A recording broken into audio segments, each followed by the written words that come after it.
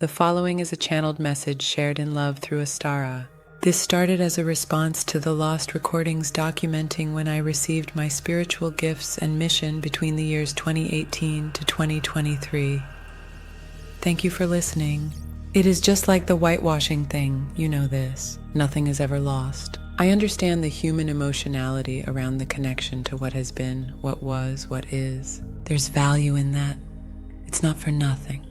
The truth is, it's about survival and comprehension, understanding.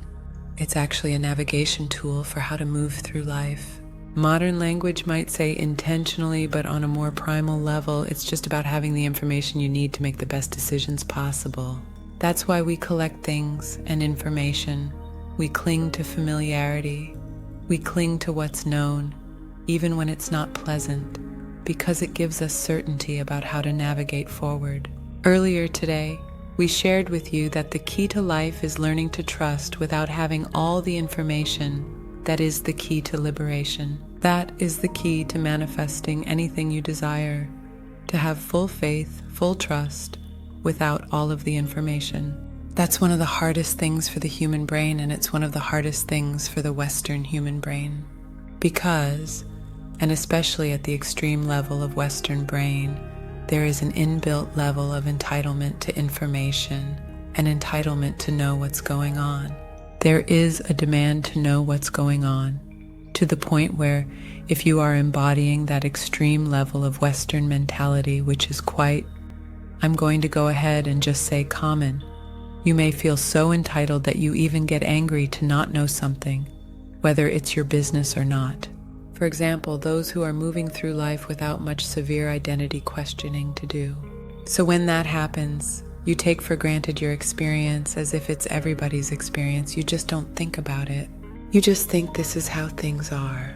And in that sort of ease of movement through the world, or relative ease, because these people will never say that it's easy and that they have it easy, and really they don't. It's just a different type of challenge, different type of struggle.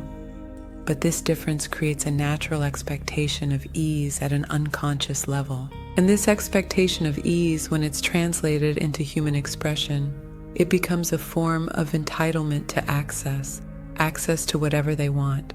That's basically the essence of Western mentality. It is an expectation and feeling of entitlement to access.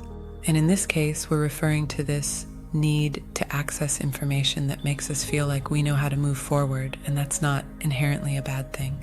It's not purposeless. It's helped many and many a generation survive. However, when we shift from a survival mental state to a thriving mental state, we have to reevaluate some of these knee-jerk behaviors and responses to our experience in our world and our environment. And one of those things that we as Westerners have to question intentionally is our dependence on having all the information to feel like we can move forward. It seems like I'm speaking nonsense, setting people up to leap off cliffs. But when you can really digest what I'm saying and understand it throughout your being, you can see that it takes the shape of wings, the shape of a golden key, the shape of a certain melody that activates and unlocks your genetic coding to remember and re-embody yourself as a creator. This is the most innate state of this Earth star being we call a human. The most innate state is the state of being a creator. We can't even help it. There is no way we can avoid it. We can't stop being creators even if we wanted to. Even if we tied ourselves to a chair and just sat there in a dark room, we literally would still be creating our experience. And therefore, we would literally be still co-creating the collective experience. So we're not just creating our own experiences. We're creating collective experiences. We're creating our own experience in such a way that affects everyone else. In a way that affects all other experiences. And we can't not do this. The only way we could avoid this is if we never came into an incarnation. That incarnation could avoid being a creator. That incarnation that didn't come into being. I'm speaking nonsense, right? Because it can't compute. Even if you are in an incarnation and you are living a life and then you pass and you get recycled, you are still creating. You can't stop creating even then, even after death. That incarnation that you were still can't stop creating, because now it's likely that you have either physically, literally created other beings that are now part of you and actually acting as an extension of the wave that you are, or even if you didn't have biological children, you influence the people in your life, and those people carry on your vibration in some way, shape, or form as well. There's literally no way for us to get out of being creators, so let's bring it back now. What does this have to do with trusting regardless of the amount of information you have? How is that connected to our most innate, unstoppable nature as creators?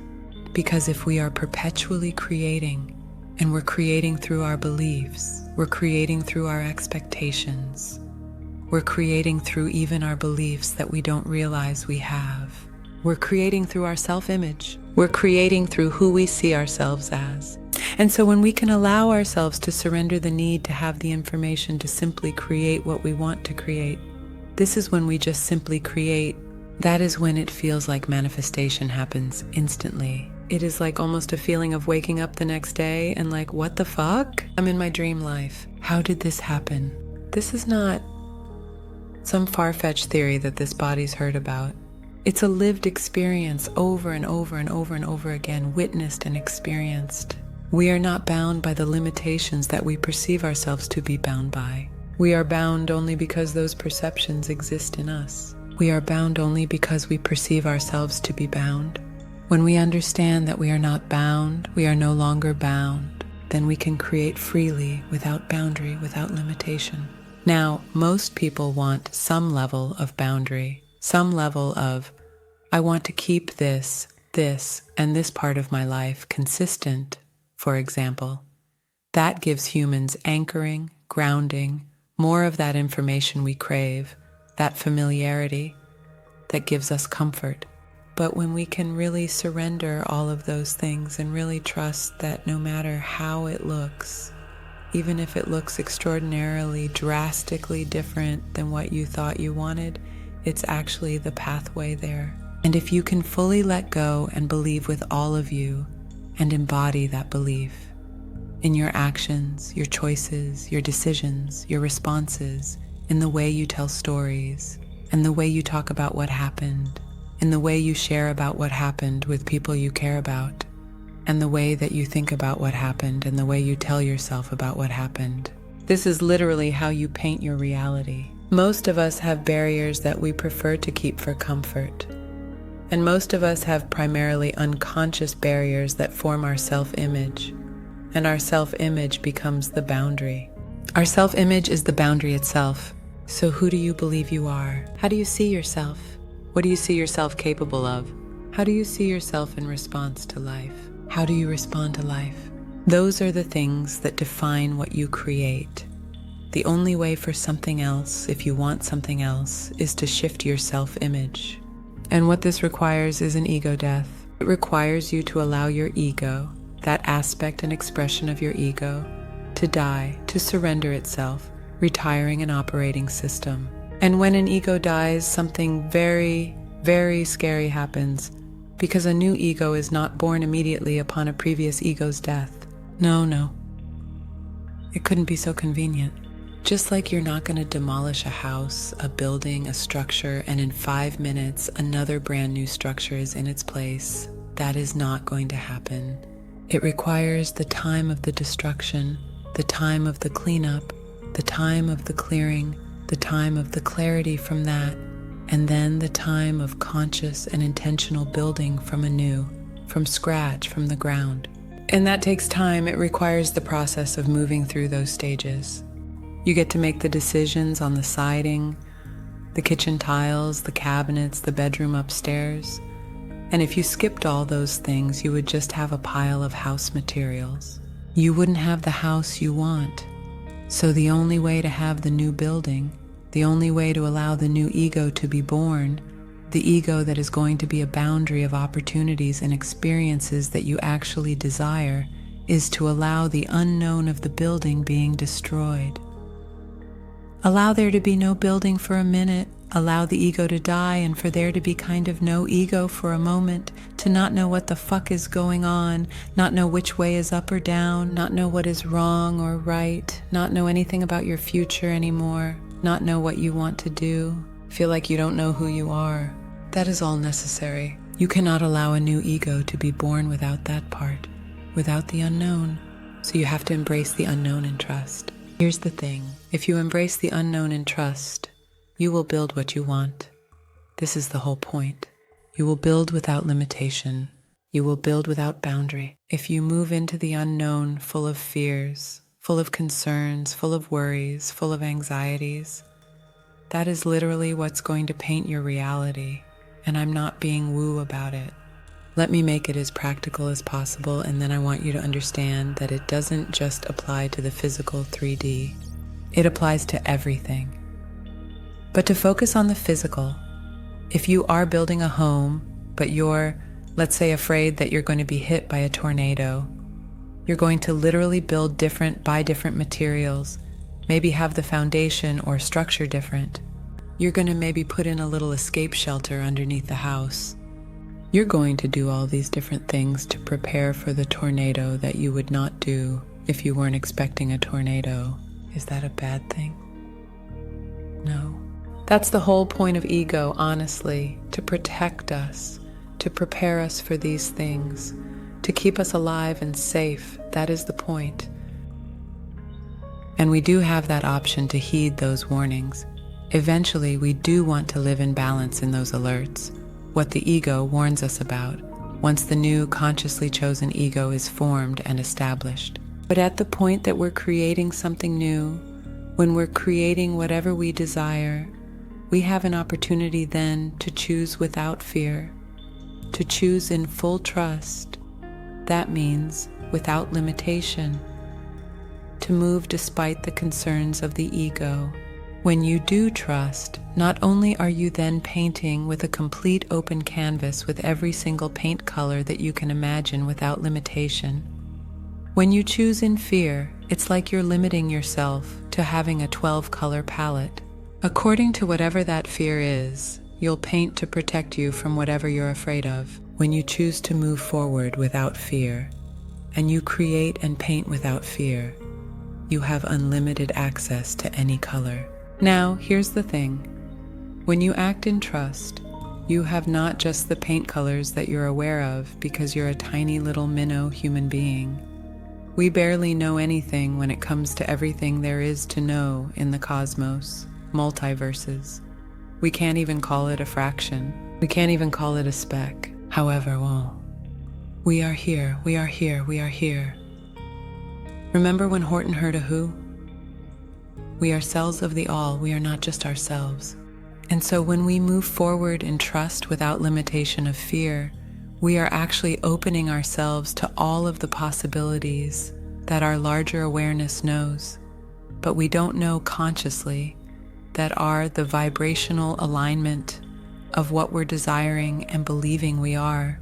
When we're choosing to manifest without fear, and we don't even know a color exists, the collectivity of our knowing knows. You can call it universe, God, guides, your angels, whatever, higher levels of intelligence. Because we're just a tiny cell of these ever unfolding, enlarging scales of intelligence and awareness, and we are connected to all of the scales of awareness beyond our individualized minnow perception of them.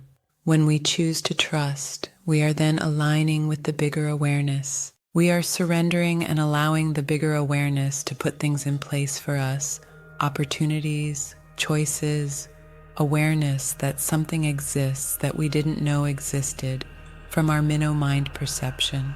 We only discover that new color when we align with trust, therefore aligning with higher consciousness. So, the secret to manifesting, not the secret, the trick, the challenge, the work of manifesting whatever the fuck you desire without limitation, is to trust without having all of the details spelled out, without knowing all the things, because you simply cannot. And if you wait to know all the things before you create, it's not that you won't create. You will just create through the vibration of feeling like you need to know more things before you know what to create. You'll create through confusion. And that's going to get you all kinds of things that are some in alignment, some not in alignment, some of this hodgepodge mix of things. It's not going to get you what you truly desire, though. or what's in your highest, best interest. And that's the final point.